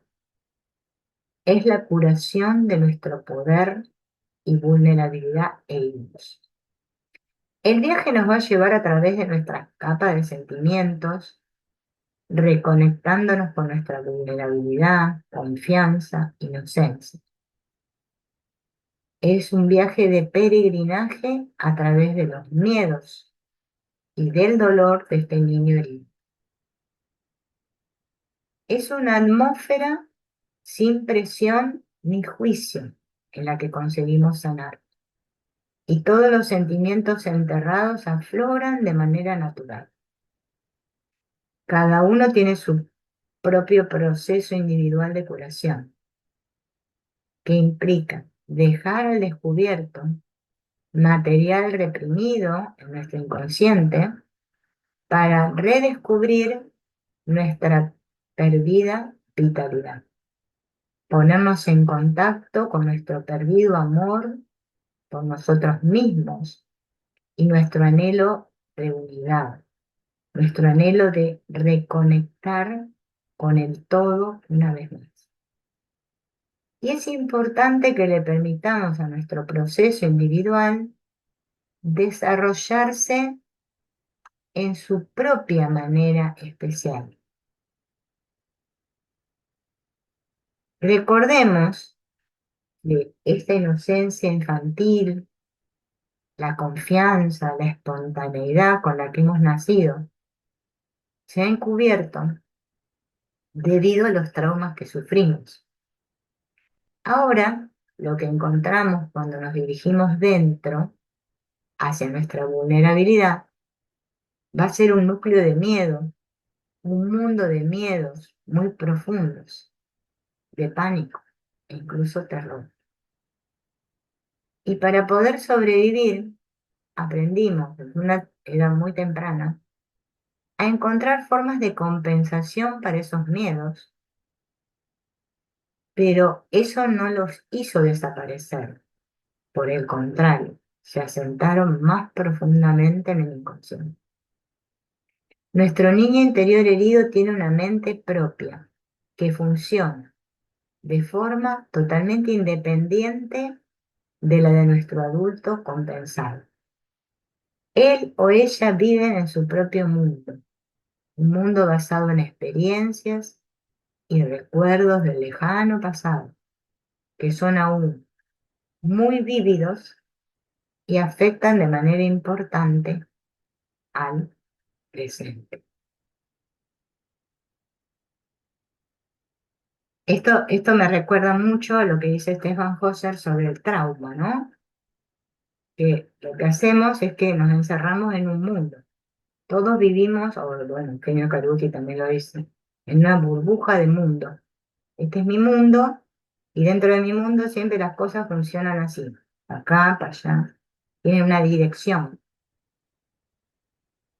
Estoy acostumbrada a mi mundo. Mi mundo se encuentra con el mundo del otro, ¿no? Somos muchos mundos que nos encontramos. Pero mientras siga así, el trauma está latente. Yo necesito abrir y darme cuenta que fuera del mundo, de este mundo mío propio, estas ideas que yo me hice acerca de mí, hay otras, hay más, que no es todo como yo lo creo. Creo de creer, no de crear.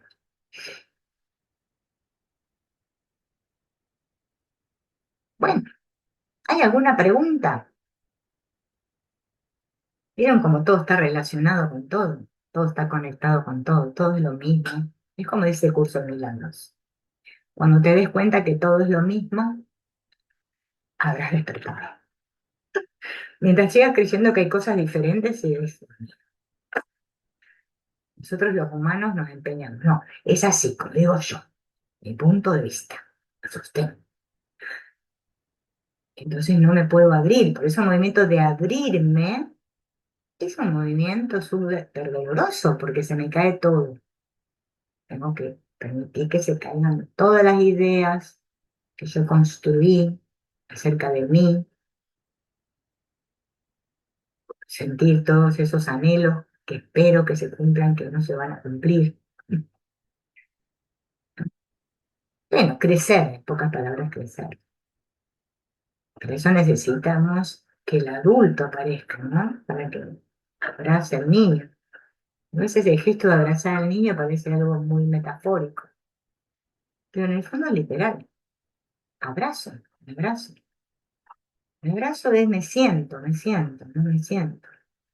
Hablando de sentir, le dar a decir a Mónica la clase de ayer, porque la verdad que hoy amanecí pum, súper, ay chica, tan sencillo que es sentir, ¿no? Unos ejercicios poquito con nuestro cuerpo, pero es que le tenemos pánico al cuerpo, pánico. Y constelar, chicas, es trabajar con el cuerpo. Es una experiencia somática, constelar. Es una experiencia de razonamiento, de pensar. ¿Cómo lo hago? Ah, tengo que poner este acá y el otro allá. ¿No? Es una experiencia somática, totalmente somática. Y si yo le tengo miedo a mi propio cuerpo, imagínense en el miedo que le tengo al cuerpo del otro. Y ni que hablar de los otros cuerpos, que andan por ahí representando.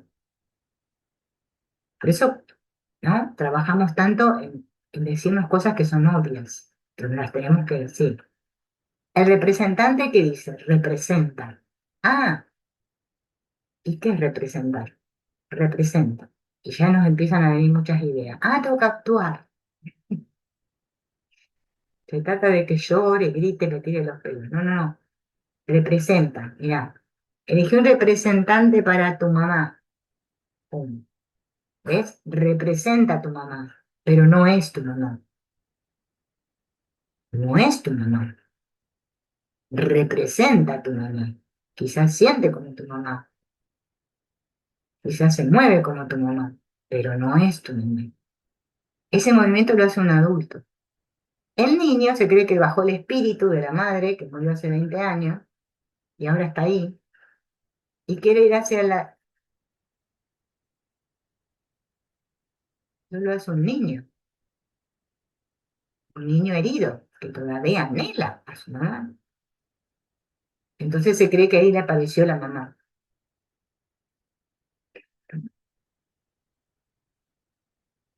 Por eso cuando trabajamos con constelaciones crecemos, que comprendemos esto. Perdón, Sí, ¿puedo decir algo? sí, diga que- No, esto es algo que se me vino a la mente. Hay una mujer hace muchos años, para hacerla corta, no, simplemente digo, bueno, me encontré con una mujer y ella me dijo, no, yo ahora no medito más. Antes meditaba todo el tiempo, yo ahora vivo. Y yo, vos sabés que me quedé, por decirte, años pensando en esa frase, porque no la podía entender, ¿viste? ¿Qué me quiso decir ella? Porque no me explicó, solamente me dijo eso. Y hoy pienso, bueno, relacionando todo lo que estamos viendo, eh, que no es, es mucho más que sentarse, como vos dijiste recién, decir, ¿me entendés? Voy a meditar, como hacer como una cosa, soy ah, espiritual, eso es estar presente, es estar conectado a la vida, es estar en el aquí y el ahora. O sea, vos ah, podés hacer esto lavando los platos, a eso me refiero. es Claro, sentirte a cada no instante. es hacer algo, ir al Himalaya no. Entonces creo hoy, no sé, pero creo que quiere decir eso, Sí, sí, es eso, tal todo cual. esto que vos estuviste hablando. Claro, por eso es que el trabajo con el niño interior no es un trabajo que yo lo, o sea, lo voy a lograr, porque si yo ya voy con la idea, lo voy a lograr porque hago así, es que ya, o sea, a mí ya me tiré yo sola, es que solamente tengo que dejar de querer hacer en el sentido, no es que no haga cosas en el mundo, obviamente que voy a hacer cosas, Claro, vamos a hacer cosas, el cuerpo se mueve, somos movimiento, la vida es movimiento, pero estamos hablando del movimiento interno, claro, de dejar de creer, porque ahí es donde se activan todos los anhelos, de creer que yo voy a llegar, ¿no? Inclusive el creer que yo sano a veces me mantiene peor. sí, no, Es que no sé en qué punto estoy, qué sé yo. Solamente lo puedo corroborar cómo voy con mis relaciones. Nuestras relaciones son nuestras pruebas de fuego, sí. Yo siento ¿no? que soy selectiva, me doy cuenta de que Claro, estoy todo el tiempo eligiendo dónde, claro, dónde claro. huyo, dónde, ¿entendés? Todo eso que dijiste, yo me vi reflejada. Claro, aquellas relaciones a las que rehuimos son las que nos van a activar más. Claro, Por eso las rechazamos. Es sí, que justamente esas son las que nos activan y ahí me tengo que dar cuenta que me activé. Es que cuando me activé y el fuego está encendido, es que bueno, tengo que dejar que el fuego me queme un poco, ¿no? O sea, que pase el fuego por mí. Porque si yo voy a estar escapando siempre, ¿no? sí. Tirando agua, es que nunca se va a avivar la llama, ¿no? A mí me gusta mucho el ejemplo de la llama. Tengo una amiga consteladora que ella dice, la llama, alimenta la llama de tu corazón, la alimentás con el fuego interno, o sea, tenés que sentirte, lo que sientas. Ayer alimentamos otra llama. Ay, ayer sí quedamos encendidas, pero bueno, pero vino bárbaro porque es que te conecta con la vida. Sí, sí. te conectan, estás aquí, bien, y dentro de un rato también vas a estar aquí, y dentro de 2 horas también, aquí, aquí, aquí y ahora. Ustedes saben que la palabra hora significa no hora, ahora, sin hora, sin hora, es atemporal. La meditación es atemporal, no tiene que ver con el tiempo. Ay, medité 20 minutos, bueno, tengo que... Es soltar el tiempo, soltar, y es conectar con tu cuerpo. El cuerpo, cuando tiene que hacer la digestión, no dice, uy, 20 minutos, ahora tardo 15, vamos a activar esto. No, lo está haciendo continuamente, ¿no? El corazón late continuamente, todo se está haciendo solo, sin que yo intervenga. Pero yo no soy consciente de lo que siento. Y bueno, lo hago justamente como protección. Cuando me doy cuenta de este mecanismo, me doy cuenta de la activación, es que empiezo a autorregularme. ¿No? Esto es como con la comida. Si comer choripán me hace mal, es que no voy a comer choripán, ¿no? O sea, de comer, no sé, ensalada, no sé qué, arroz, no sé, porque sé que va a activar algo en mí. Bueno, lo mismo con mis pensamientos. Y yo me doy cuenta que si estoy acá arriba, pensando y pensando y pensando, y protegiéndome, protegiéndome, protegiéndome, y no abro esta zona, es que,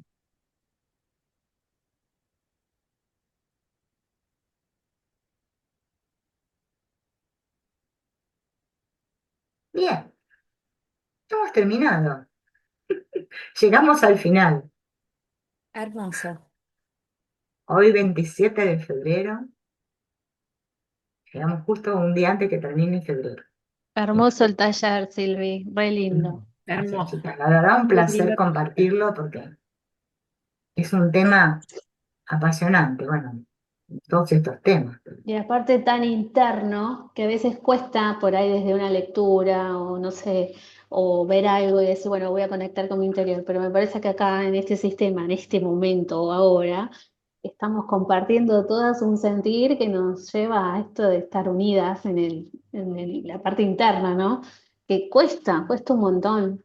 Claro, por eso el trabajo en grupo es excepcional, chicas. Yo sé que a la gente le cuesta trabajar en grupo, pero es que uno cuando más aprende es con el otro, Mm. con el dolor del otro, con ver que el otro también siente, sufre, porque es que es así. Somos seres de relación, no somos huevos encapsulados, ¿no? Ujú. ¿No? Esta red que no vemos, Claro, es una estamos todos red que en conectados. realidad está muy presente. Y este trabajo te permite estar presente y vas creciendo con otros. Solo se cree, nadie va a sanar y crecer solo. Crecemos con otros. Por eso la importancia de no empezar a evitar, ¿no? Evitar, ¿no? Con estos no, con otros no. Ya que hay cosas que obviamente vas a evitar en tu vida. Pero estamos hablando de qué pasa cuando este se acerca a mí, qué Mm. siento yo dentro mío.